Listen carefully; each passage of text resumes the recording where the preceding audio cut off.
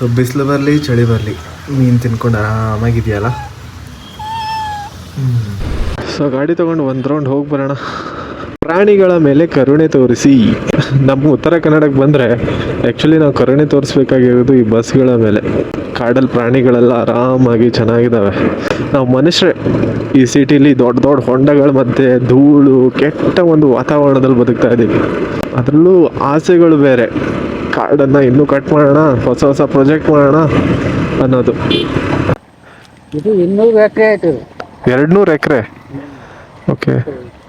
Total ಬಡೆ ದೇವಸ್ಥಾನ ಬಡೆ ಹೋಗ್ಬಿಟ್ರೆ ಮತ್ತೆ ಮತ್ತೆ ಹಿಂದೆ ಈಸ್ಟ್ ಬಸ್ ಬರ್ದವ ಬರೋಕೆ ಸಾಧ್ಯನೇ ಇಲ್ಲ. ಈ ಥರ ನೀರಾದರೆ ಈ ಕಡೆ ಎಲ್ಲ ಬೆಳೆ ಮಳೆ ಚೆನ್ನಾಗಿದೆ ಅಂತ. ನಮ್ಮ ಈ ಭಾಗದ ಸ್ಪೆಷಲೇ ಇದು.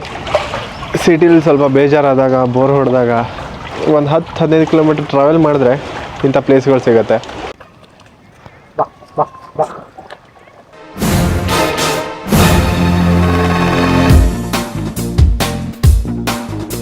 ಒಂದು ಕಡೆ ಮಳೆಗಾಲ, ಒಂದು ಕಡೆ ಮನೇಲಿ ಕನ್ಸ್ಟ್ರಕ್ಷನ್ ವರ್ಕ್ ನಡೀತಾ ಇದೆ, ಹೊರಗಡೆ ಇತ್ತು. ಸೊ ಮಳೆಗಾಲದಲ್ಲಿ ಕಾರ್ಬೋರೇಟರ್ ಒಳಗಡೆ ನೀರು ಹೋಗೋದು ಕಾಮನ್. ಆದರೆ ಈಗ ಬರ್ತಿರುವಂತಹ ಪೆಟ್ರೋಲಲ್ಲಿ ಎಥಿನಾಲ್ನ ಮಿಕ್ಸ್ ಮಾಡ್ತಾ ಇದ್ದಾರೆ. ಅದು ಈ ಓಲ್ಡ್ ಬೈಕ್ಸಲ್ಲಿರುವಂತಹ ಕಾರ್ಬೋರೇಟರ್ಗಳಿಗೆ ತುಂಬಾ ಎಫೆಕ್ಟ್ ಕೊಡುತ್ತೆ. ಇದೇ ಸೌಂಡ್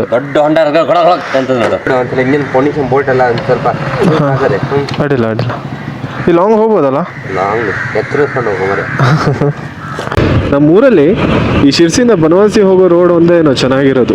ಬಾಕಿ ಕಡೆ ಎಲ್ಲ ಹೋಗೋ ರೋಡ್ ನೋಡಿದ್ರೆ ಹೋಗ್ಲಿಕ್ಕೆ ಮನಸ್ಸಾಗೋದಿಲ್ಲ.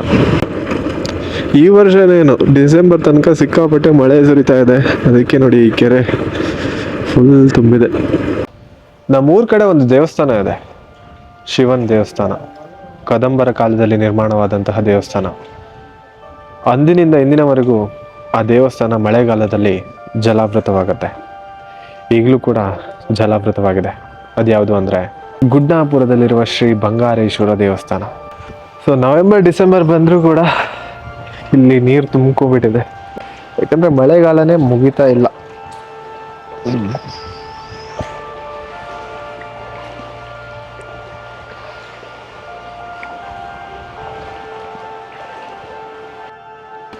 ಓಂ ನಮಃ ಶಿವಾಯ.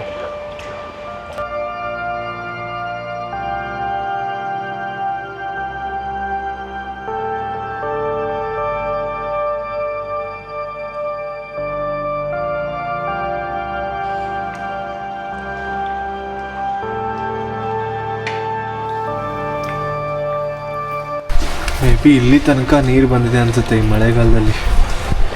ಪ್ರತಿ ವರ್ಷ ಆಲ್ಮೋಸ್ಟ್ ದೇವಸ್ಥಾನ ಮುಳುಗೋಗ್ಬಿಡುತ್ತೆ. ಇಲ್ಲೆಲ್ಲ ನೀರು ಖಾಲಿ ಆದಮೇಲೆ ಮೇನ್ ಪೂಜೆಗಳು ನಡೆಯುತ್ತೆ. ಮೇನಾಗಿ ಮುಖ್ಯವಾಗಿ ಇಲ್ಲಿ ಶಿವರಾತ್ರಿ ಟೈಮಿಗೆ ರಥೋತ್ಸವಗಳಾಗಿರ್ಬೋದು, ಪೂಜೆಗಳಾಗಿರ್ಬೋದು ತುಂಬ ಸಖತ್ತಾಗಿ ಆಚರಣೆ ಮಾಡ್ತಾರೆ. ಆ್ಯಂಡ್ ನಮ್ಮ ಕಡೆ ಜವಳ ತೆಗೆಯೋ ಶಾಸ್ತ್ರ ಇರುತ್ತಲ್ಲ, ಅಂದರೆ ಮಕ್ಕಳಿದ್ದಾಗ ಒಂದು 6 ತಿಂಗಳ 1 ವರ್ಷ ಆದಾಗ ಕೂದಲು ತೆಗೆಯೋ ಶಾಸ್ತ್ರವನ್ನು ಮಾಡ್ತಾರೆ. ಆ ಶಾಸ್ತ್ರ ನಮಗೆ ಹೆಚ್ಚಾಗಿ ಕಾಣೋದು ಇದೇ ದೇವಸ್ಥಾನದಲ್ಲೇ. ಇಲ್ಲೇ ಮಕ್ಕಳಿಗೆಲ್ಲ ಜವಳ ಶಾಸ್ತ್ರವನ್ನು ಮಾಡ್ತಾರೆ. ಸೊ ಅದಕ್ಕೇ ಈ ದೇವಸ್ಥಾನಕ್ಕೆ ಸುಮಾರು ಜನ ಬರ್ತಾರೆ. ಇಲ್ಲೇ ಜವಳ ಶಾಸ್ತ್ರ ಮಾಡಿ, ಇಲ್ಲೇ ಅಡುಗೆ ಮಾಡಿ, ಇಲ್ಲೇ ಊಟ ಮಾಡಿ ಹೋಗ್ತಾರೆ. ಫುಲ್ ಎಲ್ಲಿ ನೋಡಿದ್ರೂ ನೀರೇ ಕಾಣ್ತಾ ಇದೆ. ಅಷ್ಟು ನೀರು ತುಂಬಿಕೊಂಡಿದೆ ದೇವಸ್ಥಾನದಲ್ಲಿ.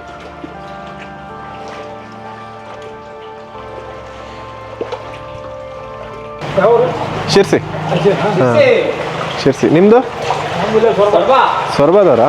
ಪ್ರತಿ ವರ್ಷ ಇಲ್ಲಿ ಈ ರೀತಿ ಮಳೆಗಾದ್ರೆ ಈ ಕೆರೆ ನೀರು ಉಕ್ಕಿ ಬಂದು ಶಿವನನ್ನು ಸ್ಪರ್ಶಿಸಿದ್ರೆ ನಮ್ಮ ಕಡೆ ಬರಗಾಲ ಬರಲ್ಲ ಅನ್ನೋ ನಂಬಿಕೆ ಇದೆ. ಆ ವರ್ಷ ಈ ಕಡೆ ಭಾಗದಲ್ಲಿ ಒಳ್ಳೆ ಫಸಲು ಬರುತ್ತೆ, ಬೆಳೆ ಬರುತ್ತೆ ಅನ್ನೋ ನಂಬಿಕೆ ಇದೆ. ಕೆರೆ ವರ್ಷವಿಡೀ ತುಂಬಿರುತ್ತೆ, ಯಾವಾಗೂ ಬತ್ತೋದಿಲ್ಲ ಈ ಕೆರೆ. ಈ ಕೆರೆಯನ್ನು ನಿರ್ಮಾಣ ಮಾಡಿದ್ದು ಕದಂಬರ ರಾಜ ರವಿವರ್ಮ. ಈ ನಿರ್ಮಾಣವಾಗಿದ್ದು 5ನೇ ಶತಮಾನದಲ್ಲಿ.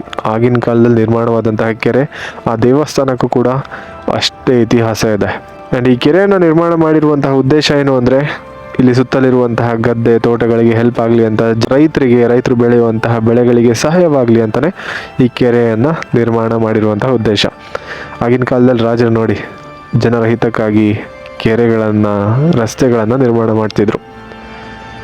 ಅದು ನಿಜವಾದ ಅಭಿವೃದ್ಧಿ, ಅದು ನಿಜವಾದ ಡೆವಲಪ್ಮೆಂಟ್. ಅಂದರೆ ಒಂದು ವಾರ ಆ ಕಡೆ ದನ ಬಿಡ್ತಾರಲ್ಲ ದೀಪಾವಳಿ. ಓಕೆ. ನಮ್ಮ ಈ ಭಾಗದ ಸ್ಪೆಷಲೇ ಇದು. ಸಿಟಿಲಿ ಸ್ವಲ್ಪ ಬೇಜಾರಾದಾಗ ಬೋರ್ ಹೊಡೆದಾಗ ಒಂದು 10-15 ಕಿಲೋಮೀಟರ್ ಟ್ರಾವೆಲ್ ಮಾಡಿದ್ರೆ ಇಂಥ ಪ್ಲೇಸ್ಗಳು ಸಿಗುತ್ತೆ. ಈ ನೇಚರ್ ಸಖತ್ ಖುಷಿ ಕೊಡುತ್ತೆ. ಎಲ್ಲಿ ನೋಡಿದ್ರು ನೀರೇ ಕಾಣ್ತಾ ಇದೆ. ಈ ನೀರಿನ ಮಧ್ಯ ದೇವಸ್ಥಾನ.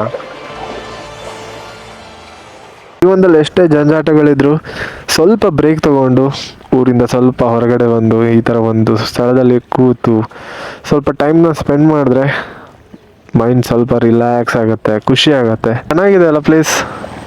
ಇದು 200 ಎಕರೆ ಆಯ್ತು. 200 ಎಕರೆ. ಓಕೆ. ಟೋಟಲ್ ಅಲ್ಲಿಂದ ಬಂತು ಹ್ಞೂ ಇಷ್ಟ. ಈ ಕೋವು ಆ ಕೋವು ಅಷ್ಟೇ ಬರ್ತದೆ. ಅಷ್ಟು ಹಂಗೆ ಇರೋದು. ಆಲ್ರೆಡಿ ಟೈಮ್ 6 ಗಂಟೆ ಆಗ್ತಾ ಬಂತು. ಬನ್ನಿ ವಾಪಸ್ ಹೋಗೋಣ. ಯಾವ ಟೈಮಿಗೆ ಮಳೆ ಸ್ಟಾರ್ಟ್ ಆಗುತ್ತೆ ಅನ್ನೋದೇ ಗೊತ್ತಾಗಲ್ಲ ನಮ್ಮ ಊರ ಕಡೆ. ಇನ್ನೂ ಕೂಡ ಮಳೆಗಾಲನೇ ಮುಗ್ದಿಲ್ಲ. ಬಟ್ ಈ ವ್ಯೂ ಮಾತ್ರ ತುಂಬ ಖುಷಿ ಕೊಡ್ತಾ ಇದೆ. ಒಂದು ರೌಂಡ್ ಟೈಮ್ ಸಿಕ್ಕಿದಾಗೆಲ್ಲ ಈ ಥರ ಹೊರಗಡೆ ಬಂದರೆ ಮೈಂಡೆಲ್ಲ ಫುಲ್ ಫ್ರೆಶ್ ಆಗುತ್ತೆ. ಅಂಕಲ್ ಆರಾಮ? ಏನು ಅಂಕಲ್, ಮಳೆಗಾಲ ಮುಗಿತಾನೆ ಇಲ್ಲ. ಸುತ್ತಲೂ ಕಾಡು. ಲಾಸ್ಟ್ ಟೈಮ್ ನೀವು ಒಂದು ವಿಡಿಯೋದಲ್ಲಿ ನೋಡಿರ್ಬೋದು, ಅಂಕಲ್ ಹುಲಿ ಸ್ಟೋರಿ ಹೇಳ್ತಾ ಇದ್ರು.